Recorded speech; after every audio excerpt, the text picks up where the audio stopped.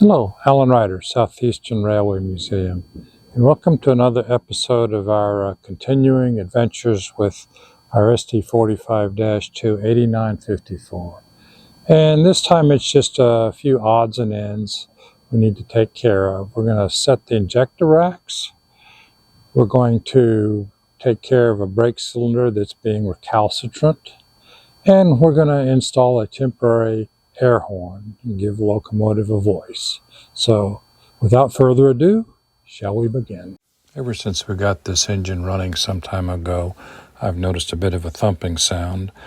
Whether it's a problem or not, I don't know, but also, since we've done a lot of injector work, freeing them up and all that other good stuff, now's a good time to set the racks, as they could have gotten out of adjustment. So that's what we're going to do first. Listen and you'll hear what I mean.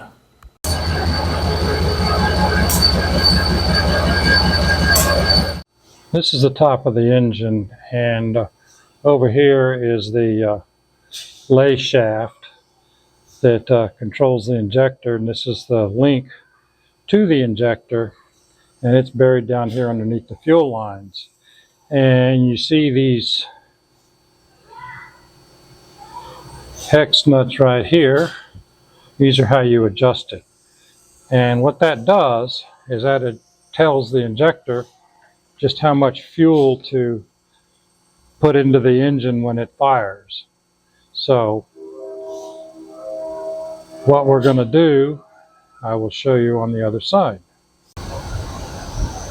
There are two processes for adjusting the injectors. What we're going to do is we're going to set the racks. And what that means is you set the governor at a specific point, and there's a special tool for that.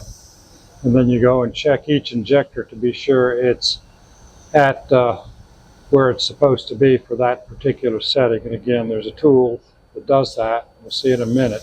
The other thing we're not going to do is to set the injector timing. And that involves barring the engine over so that each cylinder on this engine, each cylinder is at 4 degrees below top dead center. And then you check to see where the injector is with another tool.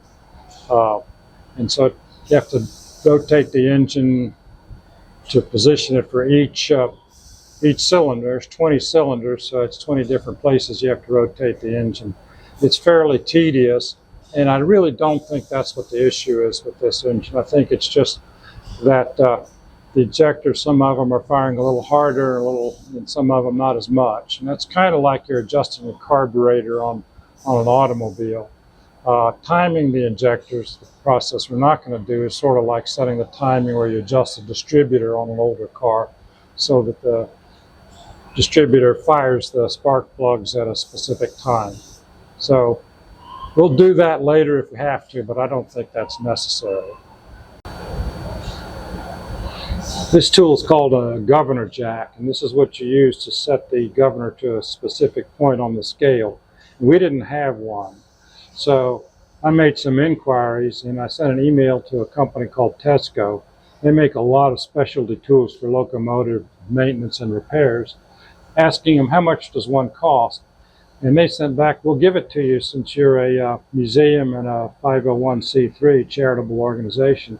So we are extremely grateful to Tesco for donating this governor jack. And I will put it in and show you what it looks like when it's in place. So the governor jack's in place.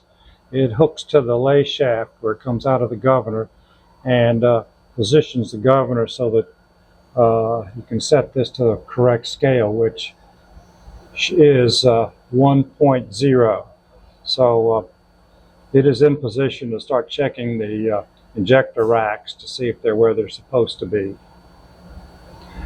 A funny aside is that there's been a lot of stories about people who forget to take those governor jacks off and start the engine. And of course, when that happens, the engine's going to wind up as fast as it can possibly go. On a locomotive like this, it has an overspeed which will trip. That's that lever back there. And so it's not a really big deal. On older GE locomotives, and these are really old GE locomotives, They didn't have a provision for that, so if somebody forgot the governor jack in on a GE and it was set kind of the same way, there was no way to control it. So there's been more than one GE engine that got blown up because somebody forgot to take the governor jack off. And this is many, many years ago. GE long ago figured out how to correct that. So their overspeed on the older locomotives is protected so that it's somewhat foolproof.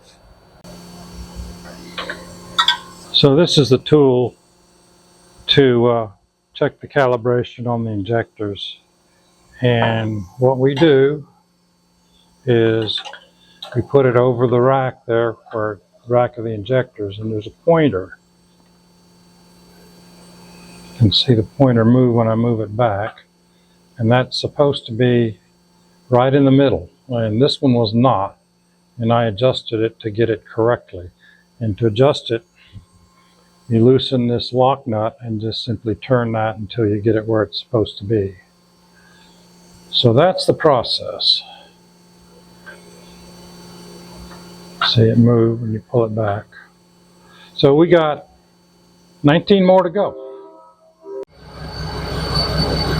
Got all 20 of them adjusted. About half of them are off.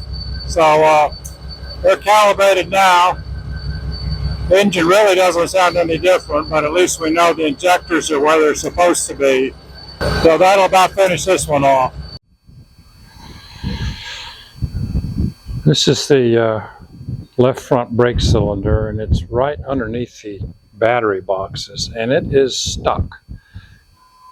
It only goes out about that far when we put the brakes on, and most likely that's because of corrosion dripping down from the batteries. So we got to get it broken loose. You can see it's already disconnected from the brake lever, and we tried prying on it without success. So I'm going to loosen up these bolts like right here and see what happens when we put air on it. Either the cylinder is going to come out, push this out a little bit, or nothing's going to happen here, and be able to tell whether the brake cylinder cup is stuck or it's stuck here. So I went ahead and took the brake cylinder off because it was not moving at all, just pushing the housing out. And one of the things I found out, don't exactly know why, but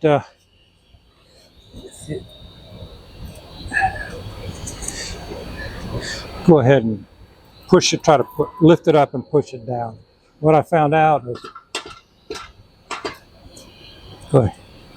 it's not supposed to do that. So we're going to take it down to the shop and figure out what's going on. In addition, that inside of that brake cylinder is horrible. So we're going to have to clean that mess out too, and then we'll go from there. Turns out the brake cylinder piston rod was just horribly corroded to the point where it wouldn't move. So I put the assembly in our hydraulic press and gave it a good hard squeeze and pushed it out and extended it.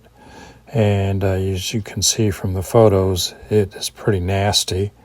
So solution was to scrape off the big pieces as much as I could, and then I took an angle grinder with a wire brush on it and went around the rod and cleaned it all up. So it is more better now.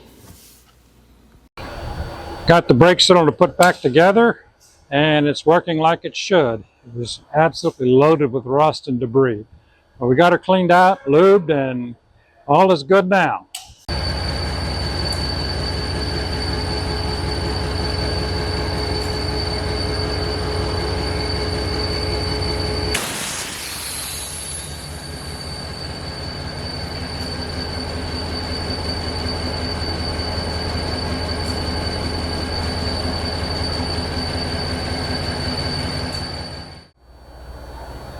So I'm up on the roof of 8954 and panning down here. That's where the horn's supposed to be, but it's not there. And it hasn't been there since we received the locomotive. More than likely somebody borrowed it or took it off a long time ago. As you can see that the mounting flange is painted, So that wouldn't have happened if there was a horn sitting there. So that's not a problem in itself in that we have horns for it. But unfortunately, with it open to the weather, that center hole, rain got in there and ran down and has split the copper tubing that goes to this horn. So we got to fix that. So this is the copper tubing that we took out, and I'll show you the splits in it. So this is one, and here's the other one. So not good. So here's the magnet valve, and there's a shutoff for it, and the tubing flexible hose comes up, and here's where the new tubing starts. So it wasn't quite long enough, so we ended up with like a 4-inch piece, but it goes up and then along the roof and then along here, across, over, and onto the fitting for the horn. So all should be good. I decided I was going to have a little fun with the purists. What you're looking at here is one bell from a Nathan P3 horn, and I acquired this almost 50 years ago when I was working on the Rock Island.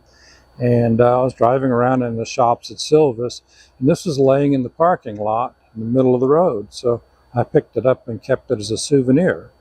And I decided to waste more time than I should have making a mounting flange for it. This is actually supposed to have a manifold. There's actually 3 bells, not just one like you see there. But I manufactured a mounting plate and a spacer for it, and we're going to put it on 8954, at least for a while. You know, we have a lot of purists that know exactly what kind of horn was on what locomotive when, and when it was taken off and when it was changed. So this will make a very different sound, and you know, eventually we do have the correct horn for the locomotive and we will put it on. But for now, let's have a bit of fun. Turns out we've run into a bit of a complication, so it's probably a good thing I decided to put this horn on here, because the holes are stripped on this mounting flange on the locomotive. So I'm trying a little trick. We'll see if it works. Got one that worked, but these are a couple of pieces of wire that I'm going to wrap around the bolt and see if that'll be good enough to hold it in. So that's what it looks like with the wire around it. Let's hope it works. Well, that did the job. They're on there. They're not super tight because they'll pull themselves out, but that should be good enough for now. And we now know that when we get ready to mount the regular horn on there, we're going to probably have to drill those out and put helicoils in them. But so far, so good.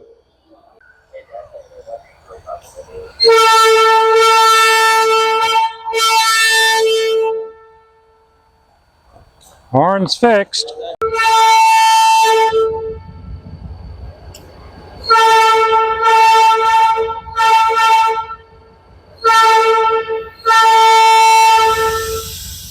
Some of the folks say it sounds like the horn off of a MARTA subway car, which is Atlanta's public transportation system. Well, this concludes the work for this episode. I hope you enjoyed it. Just a few little odds and ends to take care of. And if you liked the video, please give it a like and a subscribe and all that other YouTube stuff. If you happen to be in the Atlanta area, come visit us. We got lots of stuff you can see. And finally, again, thank you very much for watching.